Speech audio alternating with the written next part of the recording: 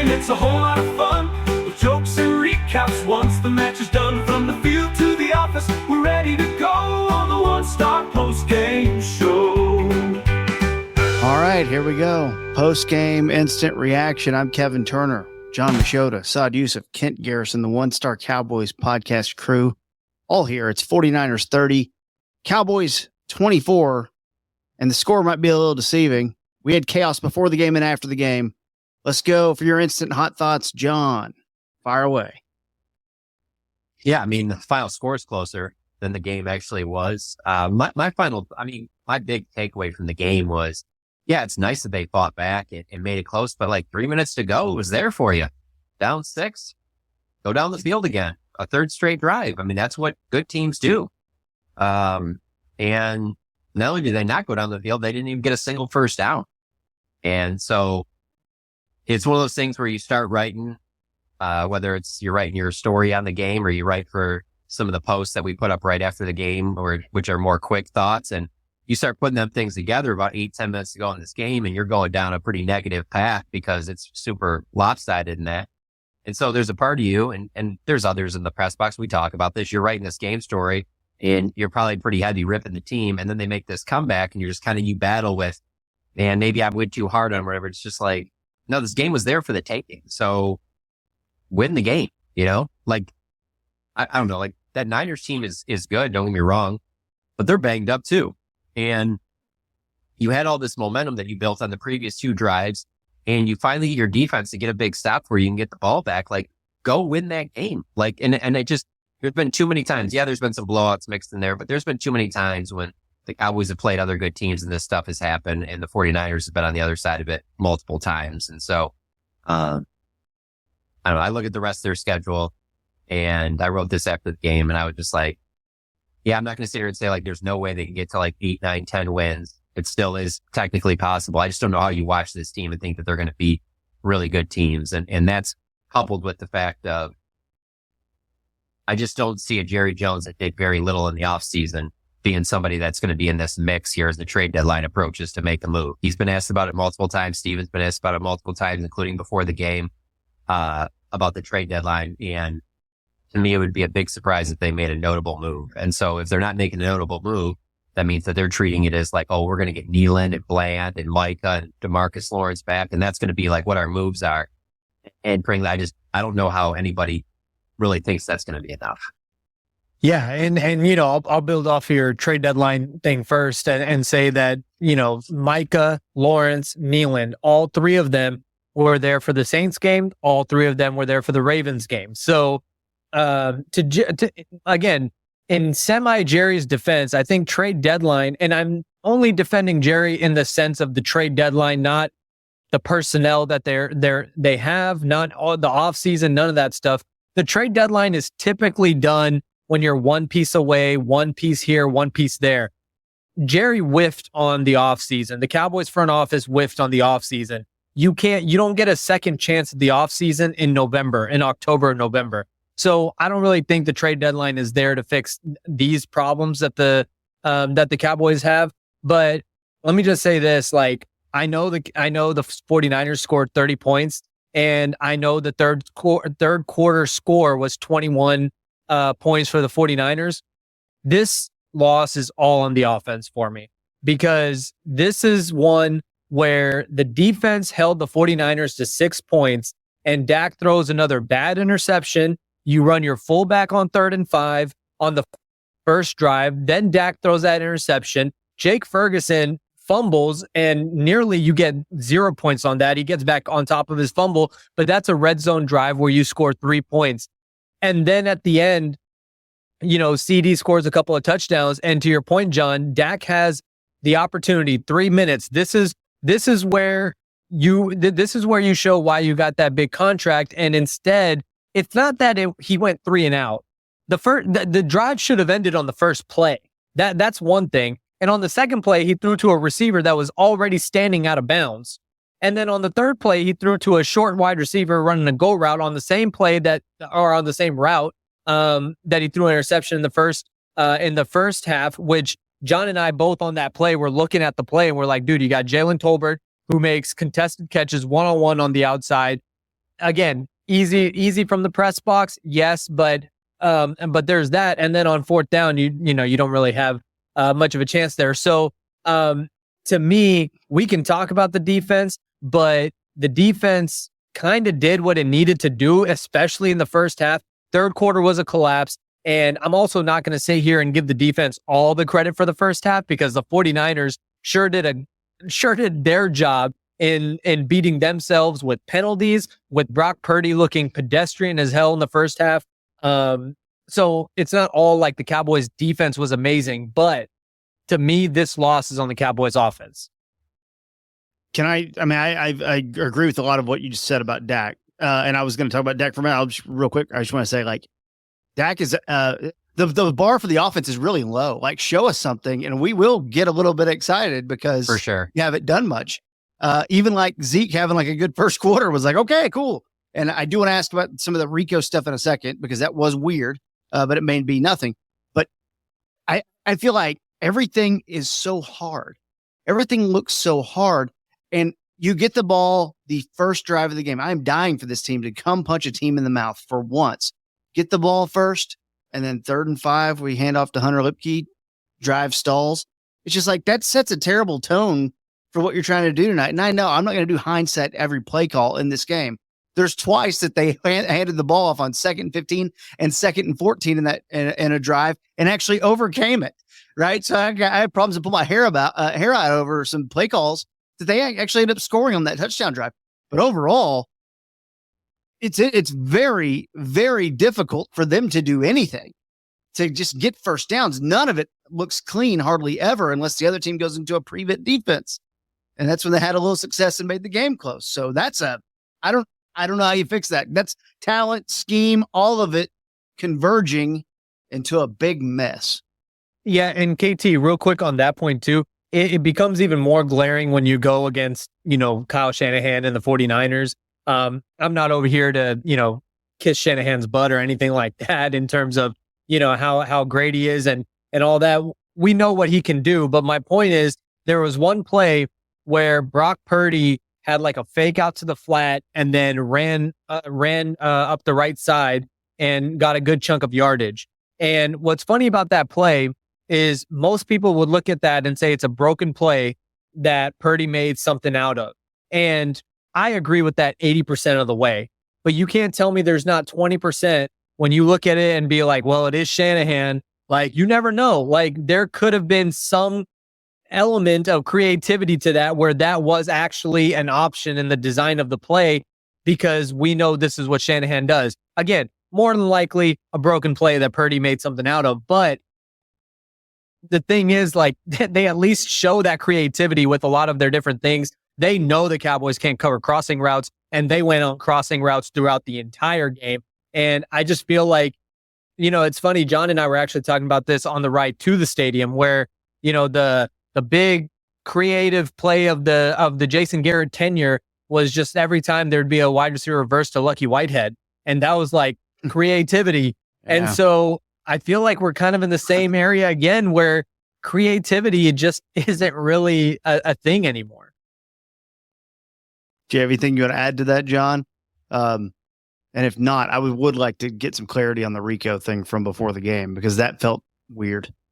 Yeah, so I will give the organization credit for being lockstep on all of that, because listening to Stephen Jones on the radio before the game, going to McCarthy's press conference after the game, like, there was not even any hesitation on, he came in off the bus and met with the medical staff, and they said that, you know, he wasn't feeling well. And so it was a medical decision. I guess when a player isn't feeling well, when they get to the stadium, or it can be any time during the day, the medical staff has to call that into the league so that it goes on the injury report of, hey, they could have called up and said, hey, player dealing with illness, still probable to play in the game.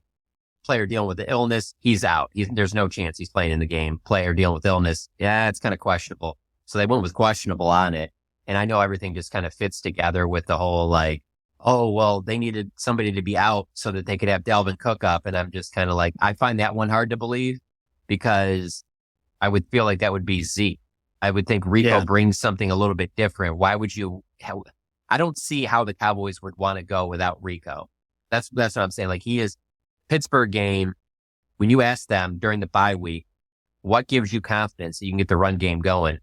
No matter what assistant coach that you talk to during that bye week, because they make all the assistants available during the bye week, they all pointed to that Pittsburgh game.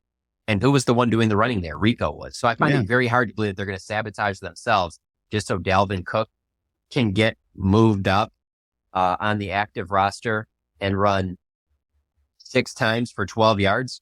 Like, that just, I mean, I get it, man. I get it. They leave a crack in the door for you to speculate and criticize them for everything. So kind of like Saad on the flip side, giving the benefit of the doubt to Shanahan from, hey, maybe this is some Shanahan genius because he's given you the reasons to believe that.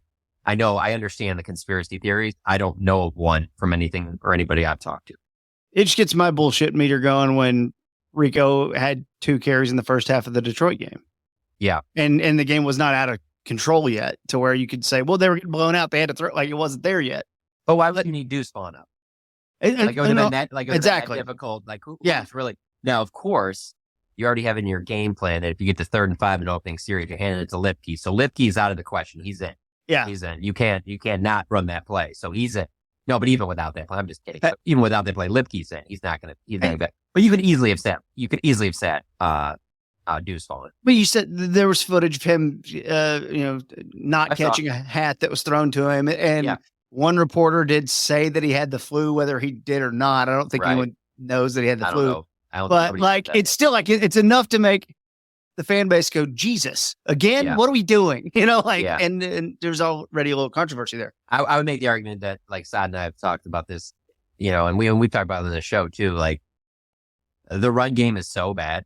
Yeah. That, like, any of even the people that throw out, like, the speculation on what they could have done in the 4th round with a draft pick at running back, or even all the way to the guy that has a good chance to win AP Offensive Player of the Year, Derrick Henry. Like, yeah, with some of these people, it would be better, but I don't think we would be talking, like, right now, like, totally different season. So wild, man. This is crazy. Like, Cowboys just got their 5th win. I just really don't. There's just so many other issues. Yeah. I mean, they can't stop the run on defense. They don't take the ball away like they used to. Like, there's so many other things. The offensive line doesn't protect like it used to. Like, there's so many other things that I find it very hard to believe that even if that running back individual player changes, I don't know how much better it gets. I really don't. It's just a more zesty thing to talk about than, well, how's the right tackle do? Like all that stuff. Yeah. After the game, well, we'll get to nuts and bolts later in the week on our, podcast. But after the game, we had a situation where Trayvon Diggs clearly went straight to the locker room, Googled his name, or went to Twitter X, typed his name in, and then he saw a tweet that Channel 8's Mike Leslie put up. I don't know if we want to go. Yeah, I know it's not popular to do this nowadays, but I like to be factually correct on things. Yeah, we fair. don't know. We don't know any of that. Yeah, I mean, I can give you a great scenario. I don't know if this happened either, but he didn't talk after the game, so we don't know specifically. But let's not act like we all don't have friends who are on absolutely all day and don't text you. And so as soon as you get on your phone after, you're checking some texts, and they're just like, "Man, this dude was saying this or whatever." So we don't know specifically how he saw this tweet, but he saw this tweet, which is very on par for when Des Bryant was on the Cowboys. So thank you for doing that, because I'm a irresponsible frog who will hop over a few lily pads to get to the. So no, you're right. But I'm going to play you audio. There's video that's online. I'm going to play the audio. I think I have it here. This should work here, of him and the interaction that he had with Channel 8's Mike Leslie. Took from that? Out of that whole play, that's what you took from that? You don't know football. You can't do nothing that I do. You can't go out there and do nothing. Stay in your lane, buddy. Stop playing me, bro. Just asking a question, Trayvon. I mean, I'm happy to have you answer the question. Out of that whole play, that's what you took for that? That's what you got from that whole play, that's what you got from that? I'm asking you. We can talk about it more. What were you doing then? Okay, did you guys get all that? Yeah, I don't think they ever did discuss that ending part. I think that's where it ended. I don't think that there was a discussion about that. Can I make a confession? When I saw this tweet get sent out there and it says Trayvon Diggs confronts reporter about tweet, I was kind of hoping it would be Saad. I know that sounds bad, but it's because Saad is the nicest person in the locker room. And I just thought that would be hilarious if Saad was the person that he decided to go after of all the people in there. And it's funny. It's also funny where he says, "Stay in your lane." Isn't he a football reporter, Mike Leslie?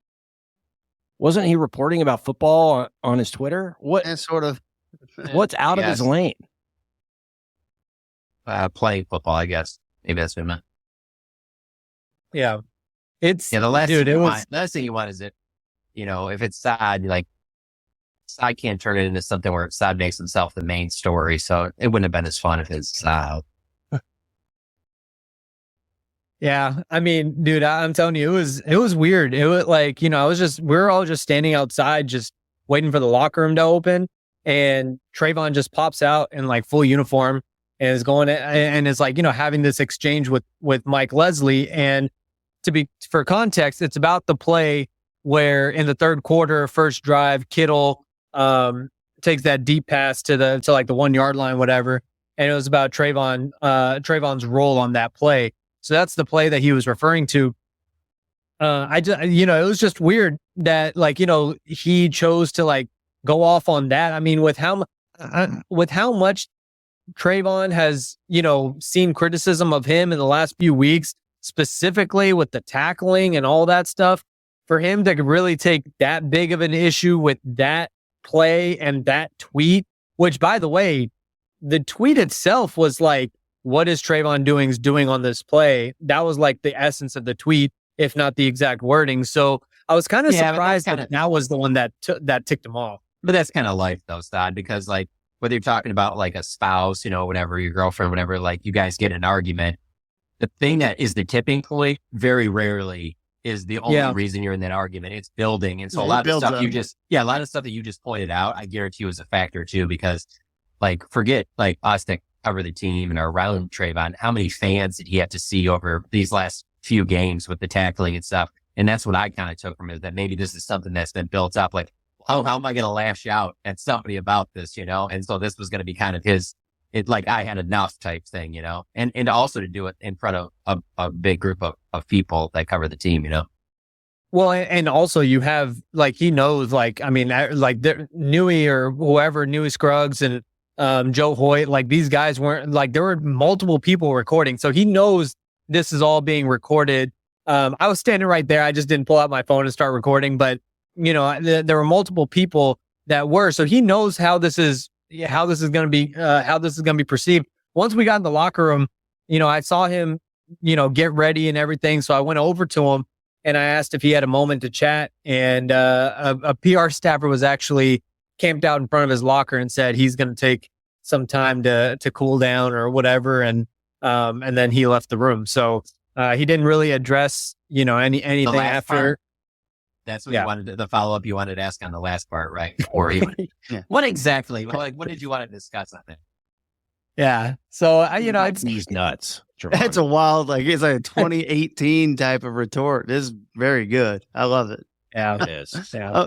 I will say too, like he isn't like Dez, where Dez, there'd be like a lot of times. I mean, Dez would always like talk with reporters, good, bad, whatever. You know what I'm saying? Like Trayvon's really not like that. Like Trayvon would definitely be fine not talking to us all season. I don't think if he didn't have to, and so that's why it's also kind of because of that. But it's a bummer to me though. Just from the outside, I'm sitting there going, I did think actually that the defense showed a lot of fight. I did think the team threw their body around at times when they haven't thrown their body around, making some plays and tackles that it's going to hurt, and just kind of thought they did a little fight, and now the whole thing, this is going to be all over national media tomorrow.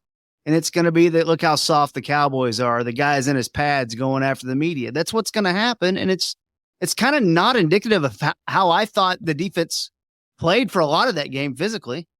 Yeah. And also, KT, Trayvon himself, like he actually was like eating some blocks and things like that in the run game. Like he was actually more physical and involved. I'm not saying he was out there, Ray Lewis or anything like that, but like he was out there, like, getting involved, getting his jersey dirty in the run game. So it's just, just bad timing for him to really do that when I thought he actually had a decent effort tonight. Let's go with our adios takeaways, and then let you guys get back to it, and we'll catch up later in the week. John, one thing sticking with you. Yeah, I would say that it was a good sign. The 2 of the last 3 drives to see Dak and CD look like old Dak and CD. Like, I could see how you could build up of that. But there's some meat left on the bone there when you finish the game the way they did, where you couldn't get anything going, not even a first down, not even anything to get a little momentum. Like, hey, let's keep this rolling. Maybe we get down in the red zone. Let's, in the final minute, let's get crazy here.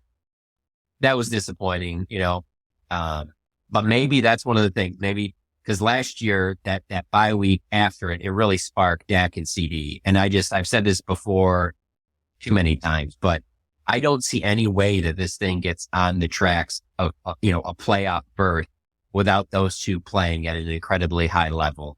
And now we're on this is the 3rd consecutive game where Dak has had 2 interceptions. Dak, I believe, had 9 interceptions all of last season. I think he's already at 7, maybe 8 this year. I mean, he's already close to what that was. And so that's the part where it's like you guys mentioned about the good things the defense did for how injury depleted they are. Dak has to be better. I mean, he said out last Thursday that through the first 6 games that he's just been average. I don't think that he would say, he certainly didn't talk after the game like he was any better than average at best in this game either. And I'm not even pointing it to the whole $60 million highest paid player. And I'm talking about just the fact of being the starter, being the franchise quarterback since 2016.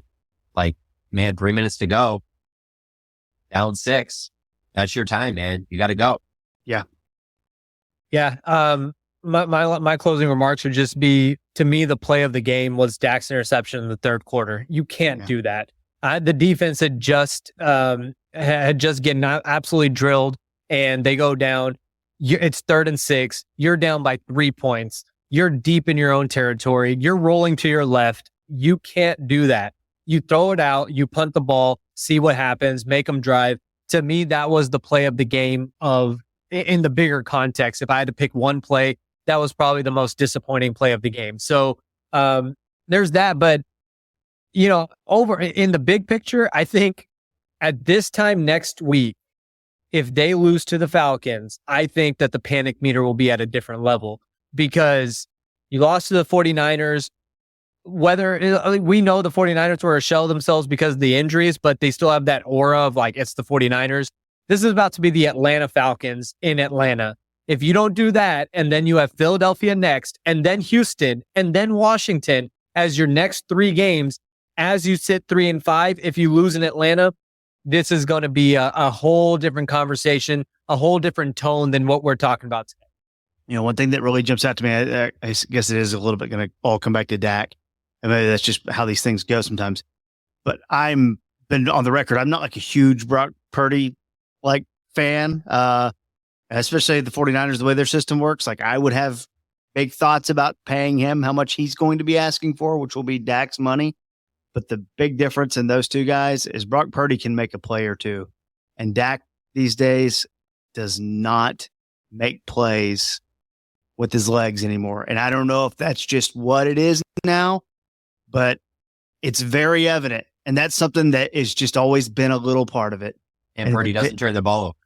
Yeah, exactly. And it's there's a standard for him right now is to not exactly play perfect, I guess, but dude, you just can't have bad turnovers that tank things, because the offense is, it's muddied up as it is right now. And you have to raise your game. And if part of raising your game means just not turning the ball over, because your defense isn't getting turnovers either. But Brock Purdy made a few plays that were crucial in that 3rd quarter that could have ended drives, where he just kind of escaped and was able to, and, there's plenty of quarterbacks who do that. Jalen Hurts doesn't look like he looked 2 years ago. This is kind of maybe how it goes a little bit, but to have nothing from Dak in terms of just evading and making plays, I think is such a bad sign moving forward. And I think it's a problem. And it won't get fixed until you have more weapons on offense and quite frankly, a better scheme on offense, and have more guys just running open faster. protection, all that stuff. A run game that you can do play action off of. Like, McCarthy might be going there. Well, everyone's up my ass about the offense. Well, a lot of my offense is using play action, and we can't do anything because we can't run the ball. And here we are. It's a mess. It's a mess. Oh, well, as always. How are they going to get this thing fixed and keep allowing all these daggum tours to come through the Star? I mean, yeah. I mean, I felt that today. There were definitely parts in the second half where I was like, I could tell the tours were wearing on them. Yeah. So, the Braves to dial that back. Yeah. One other final thought, just because Saad mentioned a play that stands out. I'm not, please do not take this as me saying this is the play that decided the game, but a huge play in this game where the refs throwing 2 flags and that offensive pass interference. And absolutely. And then just picking that up. And I'm coming at it from this standpoint. Forget the Cowboys, forget the 49ers. If that's not offensive pass interference, everybody needs to be putting that into their offensive playbook tomorrow. Dude, that's going to score every time. Terry McCauley, the NBC ref, dude, he got the refs back and his explanation made no sense. I heard that. And I was like, I know a lot of Cowboys fans hate Dean Blandino. Dean Blandino would have said that's a pick play because Dean Blandino does call it like it is. McCauley usually gets the refs back, and it came again. I was like, no way, dude. He tried to say that like Trevon Diggs like forced the guy into the slot defender. I was like, Trevon Diggs was not going to move Chris Conley anywhere. That was horrible. And I'm not blaming the ref guy either. So yeah, I'm with you on that. Oh, I think it was the tours that got Rico Dowdle sick too. He got the flu from the tour. There's a conspiracy. That could be it. I'm in on that one. That could be the thing. Yeah. Cross-contamination. Let's catch up later in the week, guys. Have a safe flight home. We'll be reading your stuff over on The Athletic. And that's that'll do it. Thank you guys for being here. Okay, boys. For Jon Machota, for Saad Youssef, Kent Garrison, I'm Kevin Turner. We'll be back in a couple days, the One Star Cowboys podcast. There's more to chop up. Of course, our Falcons preview later in the week. Oh, and John, we don't owe anyone any money. So there's a couple close calls. A 31-26. There was a couple close ones. We didn't owe anyone any money. We'll see you next time on the One Star Cowboys podcast. Goodbye. At the One Star postgame, it's a whole lot of fun with jokes and recaps once the match is done. From